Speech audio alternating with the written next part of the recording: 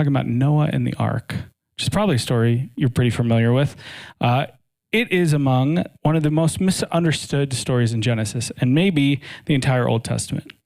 In recent history, it's been seen either as like this fun kid's story about animals and a boat and a rainbow at the end, or it's been sort of described as this horrifying story of a barbaric and violent God.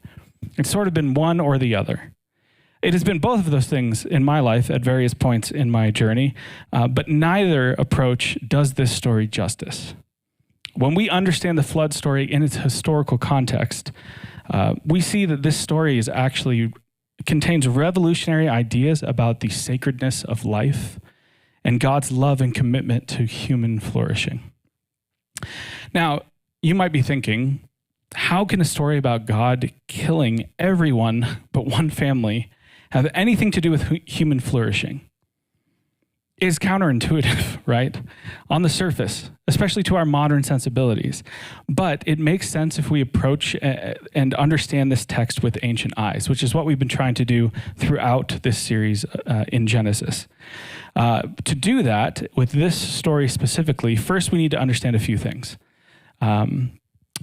First, this is not the only story about a great flood that we have from the ancient Near East, from the area that Israel was located and its surrounding neighbors. I read somewhere that there are as many as 9 different stories or records of a cataclysmic flood occurring a long time ago. It seems very apparent that somewhere in the ancient history of Mesopotamia, there was a catastrophic flood that resulted in a massive loss of life. And as you can imagine, after something that horrific and perhaps unprecedented, people would be grappling to explain why such a thing happened. Why did this happen to us? And various cultures came up with various explanations for why the flood occurred. The Hebrew story of Noah and the ark is one of those stories.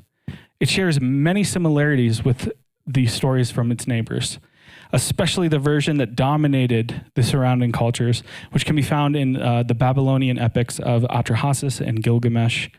But while the story in Genesis that we have shares many of the details of this Babylonian version, the most important features that matter the most to us are going to be where the stories differ. The most important details are where the story in Genesis that we have confronts and corrects the dominant narrative that was just in the air in the time that this story was first written down and received. To see these confrontations, we need to understand the dominant flood narrative that this story in Genesis, the context of this story in Genesis was passed down through. So I'm just going to give you an overview of what the surrounding culture's flood story was. If you remember a couple weeks ago, we talked about Genesis 2. I told you about the beginning of the Epic of Atrahasis, which basically talks about the creation of humans. Humans came about through mud being mixed with the blood and guts of a sacrificed god being put together. Humans were created to be slaves for the gods, to do all the hard work for them. They were basically the bottom of the rung. That's where we left off that story. The gods have created humans to do their work for them. That goes okay for a while, until the high god starts to get annoyed at all the noise that humans are creating. It's literally what it says. He gets angry at all the noise. That kind of, we think means that what they're trying to convey is like humanity's population has exploded. They're loud, as humans tend to be, and they're bothering the gods with their problems. So to try to keep humanity in check, the gods send all these terrible things. They make some of the women barren. They send a demon to snatch away newborns. They forbid some women from marrying and therefore becoming pregnant, along with sending some plagues and famine and other lovely things like that. When that doesn't do the trick, the high god who controls the weather decides that, you know what, enough is enough. It's time to just destroy humanity with a flood. The other gods agree. There's tons of gods in this cosmology. The other gods agree, and they make a vow not to warn any of the humans ahead of time. One of the gods, the god of the sea, decides to break rank, and he tells his favorite human what's about to happen, who's the hero of this story. He tells him to build a huge boat. He gives him the exact dimensions that boat should be, tells him to fill it with his family and animals and plants. And the hero listens. He does so, and he's kept safe from this raging storm that floods the earth. During the flood, all the rest of the gods start to worry because they're going hungry now that there are no humans around to make and bring them food. They didn't think about that ahead of time. With all the humans destroyed, eventually the waters recede, and our hero safely emerges from his boat with his family. He makes an animal sacrifice to the gods, which all the starving gods smell, and they swarm around, it says, like flies, eating up this sacrifice. And they realize how short-sighted they were in agreeing to kill humanity. The high god, whose idea this whole thing was, shows up, and he's furious that a human has survived. But the other gods quickly make him realize how foolish it was for them to do away with humanity, since they have nothing to eat without humans. So the high god agrees to never annihilate all of humanity again. And he assures this by making the hero and his wife immortal. So he doesn't promise that he'll never kill everyone again. He says, let's make these two immortal so that if we have to do this again, they'll survive. That's the end of the story. This was the story that everyone in Mesopotamia had heard and probably believed about what happened with the Great Flood. Think about the worldview that this story instills into people. Human life has no inherent value beyond its utility for labor and keeping the gods fed and happy. Humans are helpless victims for capricious gods. Capricious means inconsistent or unpredictable or unstable. Humans are helpless victims to capricious gods who, at any point, for any reason, can just decide to kill everyone. Imagine living day to day believing that, like, at any point, everyone could just be dead. This is especially true if humans annoy the gods by getting too noisy. If humanity flourishes just a little bit too much, the gods will keep them in check by mass genocide if need be. We can't get too rowdy or the gods will kill us. We need to just keep our heads down and keep them happy. There would be this constant level of anxiety, never knowing if this terrible thing was going to happen again. Can you imagine if you believed that this is what happened, can you imagine how traumatizing it would be every time it rained? You'd just be wondering, like, here we go again. Is everyone I know about to die? This idea that we just have to kind of like keep the gods happy and not do too much, combined with the disregard for human life that's already inherent in this belief system, this would create a scarcity mentality around human flourishing. The gods get mad if we get too big, if we get too great, if we grow too much. There's only so much flourishing to go around. If we want to thrive, that means we got to keep everything in balance, which means we got to kill other people. We got to kill other cultures. We got to kill other kingdoms so that the gods don't get mad. If another culture gets too advanced, we need to wipe them out to keep the gods happy, or they're going to kill us all again. Embedded into this story is a direct link between killing other people and keeping gods happy, which is just like the most depressing thing. This is the dominant understanding of the flood that Israel's neighbors held to. And it seems apparent that the people of Israel are aware of this story. And under the inspiration of God, they turn this story on its head, and they give us the story that we find in Genesis 6-9, which is the story of Noah and the ark, we're not going to read the whole thing together. I'm just going to quickly recap it for you. We're going to look at the very end together tonight. So many generations after the first humans, hundreds of years, we're introduced, all of a sudden we sort of fast forward through time, we're introduced to our hero Noah, who is described as a righteous man that walked with God. And as righteous as Noah was, the rest of the world is in really bad shape. Evil has consumed humanity. It says something along the lines of every inclination of every heart is towards evil and violence. So much so that it says God regrets creation. He looks at all of the violence and regrets that he created humanity. And he decides to start over again with Noah and his family. So he tells Noah to build a huge boat called an ark. He tells him the exact dimensions to build it. He tells him to fill it with his family and animals and plants. And Noah does so. The rains come, the earth floods, and after 40 days and 40 nights, the waters stop. And they begin to recede, and eventually the ark hits dry land, and Noah and his family, along with all of the animals, come out. And we're going to read directly what happens next here, how God responds to all of this. We're going to pick up in Genesis chapter 9, beginning at verse 1. They've just come out of the ark. God blessed Noah and his sons, and he said, "Prosper, reproduce, fill the earth. Every living creature, birds, animals, fish, will all fall under your spell and be afraid of you. You're responsible for them. All the living creatures are yours for food. Just as I gave you the plants, now I give you everything else, except for meat with its lifeblood in it. Don't eat that," which basically just means drain meat of its blood before you eat it, which we know is just a sanitary way to prepare meat. He continues, "But your lifeblood I will avenge. I will avenge it against both animals and other humans. Whoever sheds human blood, by humans let his blood be shed. Because God made humans in his image, reflecting God's very nature. You're here to bear fruit, reproduce, lavish life on the earth, live bountifully." Then God spoke to Noah and his sons. He said, "I'm setting up a covenant with you, including your children who will come after you, along with everything alive around you, birds, farm animals, wild animals, everything that came out of the ship with you. I'm setting up my covenant with you and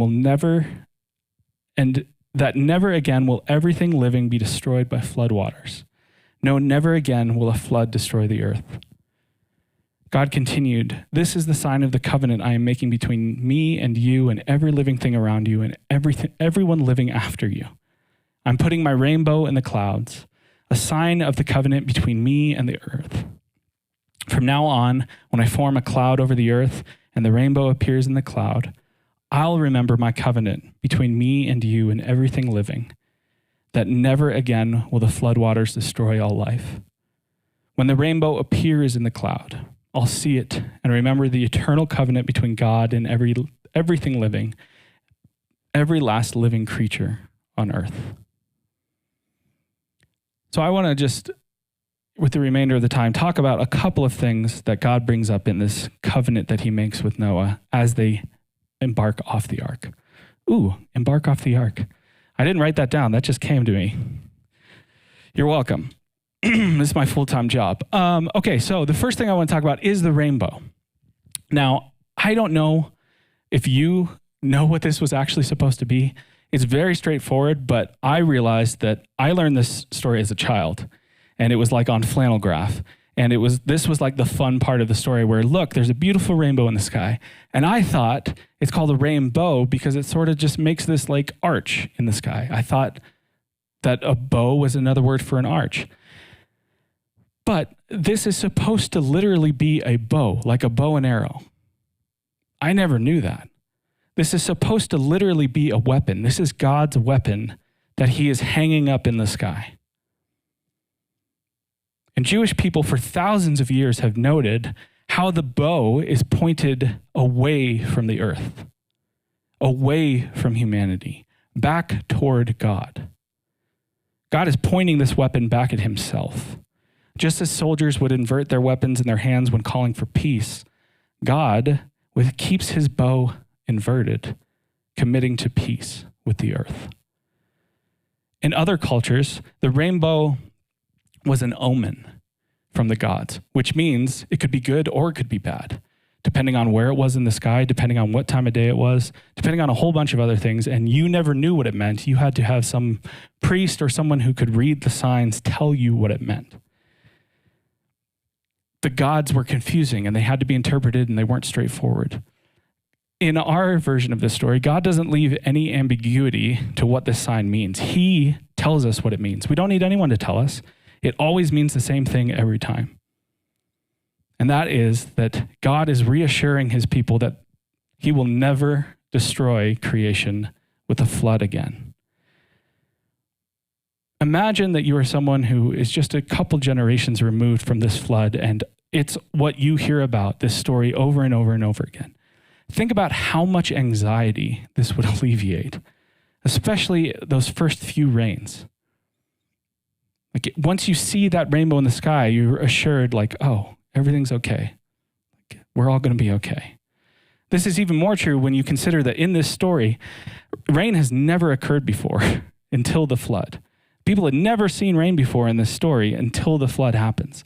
So every time after that would be a terrifying thing, except for that they have this sign from God that means, I've got you. We're at peace. The symbol of peace reminding, it reminds God. God says that it's not for our benefit even. It's to remind him, and secondarily to remind us of God's promise and give everyone assurance that he is on our side, that there's not going to be another flood. And then God says, well, the rainbow is kind of we went in reverse order. The rainbow happened last. Now we're going to talk about the first thing that God says to them. As soon as they get out of the boat, he tells them to multiply, to fill the earth, to reproduce. He literally repeats the same command that he gave to the very first humans back in Genesis 1. Fill the earth, reproduce, flourish. And then he gives them resources to do that. He says, before you could only eat plants. Now you can eat all the animals as long as you drain the blood beforehand. And on top of that, he says, human life is so precious and so sacred because you are created in my image that no one can kill a human. He immediately addresses the violence that occurred beforehand that caused him to bring this flood in the first place, and says if anyone, animal or human, takes the life of another human, that animal or human should be put to death. It's the beginning of civilization. Can you see how these stories, the dominant story and then the story in Genesis, how they have similar things happening, but they promote diametrically opposed visions of human flourishing? The dominant story instills a sense of fear and anxiety into people, and it literally promotes violence and destruction to appease these capricious gods. And the Hebrew story instills a sense of peace and stability into humanity, literally laying the groundwork for civilization. You cannot have a civilized, successful society if everyone goes around killing each other, right?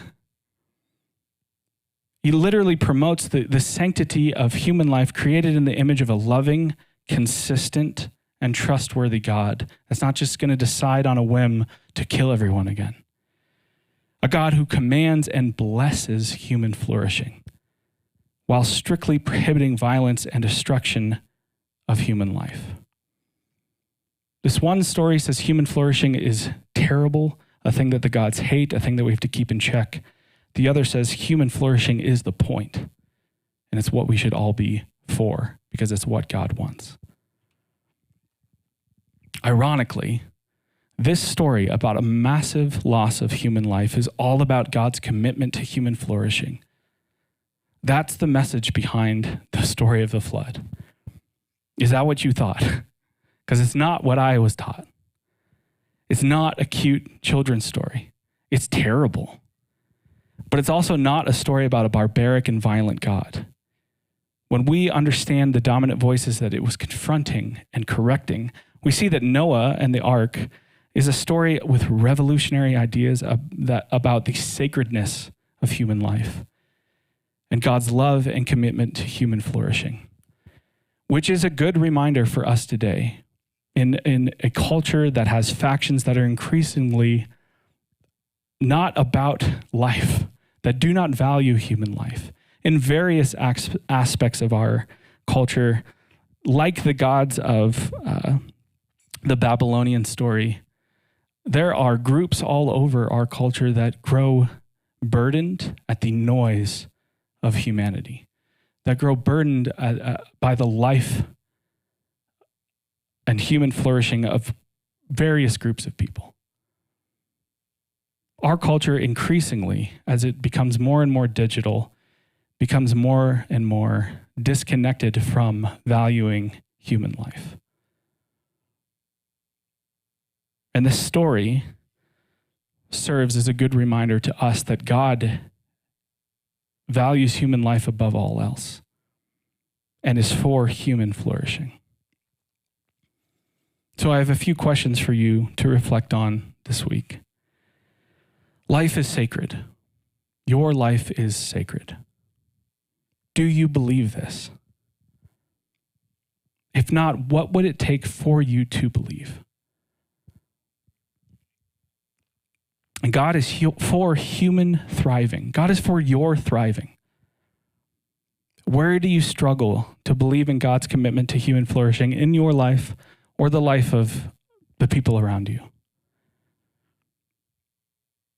And then where might God be inviting you to join him in promoting flourishing for the people in your life?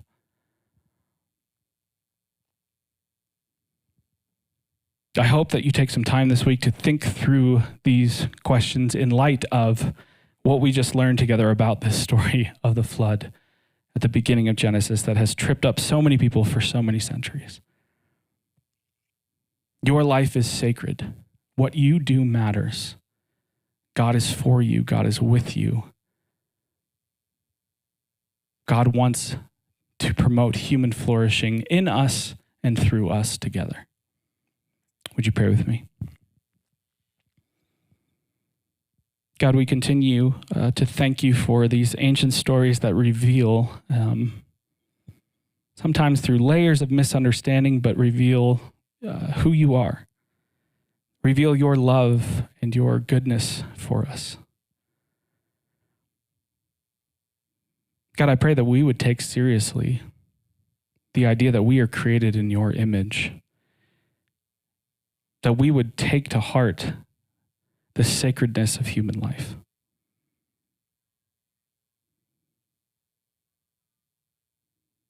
And God, I pray that we would individually and together as a church find ways to join you to promote human flourishing in a culture of death around us.